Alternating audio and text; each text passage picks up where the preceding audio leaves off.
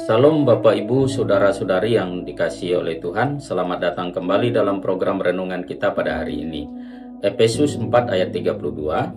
Tetapi hendaklah kamu ramah seorang terhadap yang lain, penuh kasih mesra dan saling mengampuni, sebagaimana Allah di dalam Kristus telah mengampuni kamu.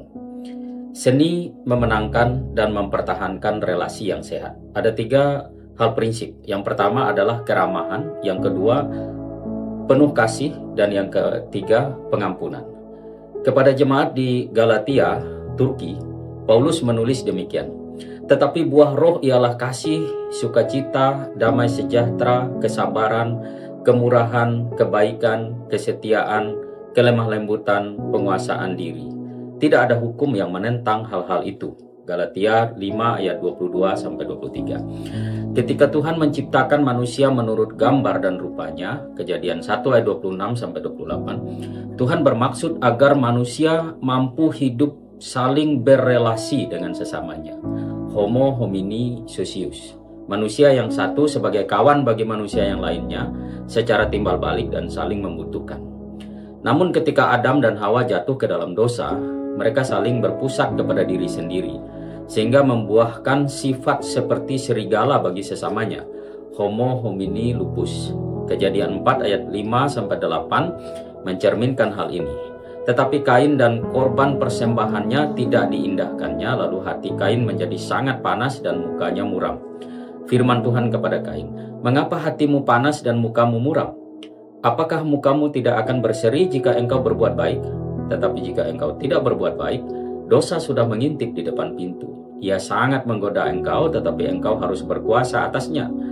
Kata Kain kepada Habel adiknya, "Marilah kita pergi ke padang."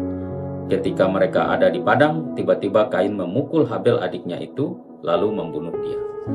Pada dasarnya, setiap manusia keturunan Adam tanpa kecualinya, hingga kita saat ini, mewarisi perangai sebagai serigala terhadap sesamanya, yaitu Homo homini lupus. Mazmur 51 ayat 7, "Sesungguhnya dalam kesalahan aku diperanakan, dalam dosa aku dikandung ibuku, akan tetapi hanya oleh darah Kristus kita beroleh pembaharuan perangai, seperti yang Tuhan rancangkan sebagai yang segambar dan serupa dengan dirinya."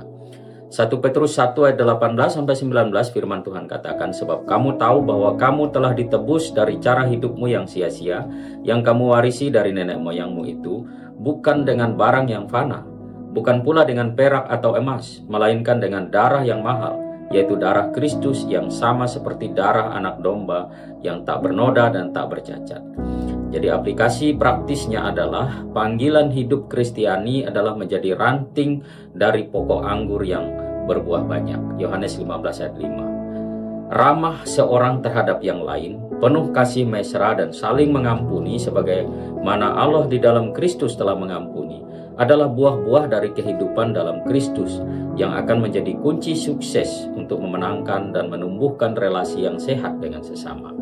Amin. Tuhan Yesus memberkati.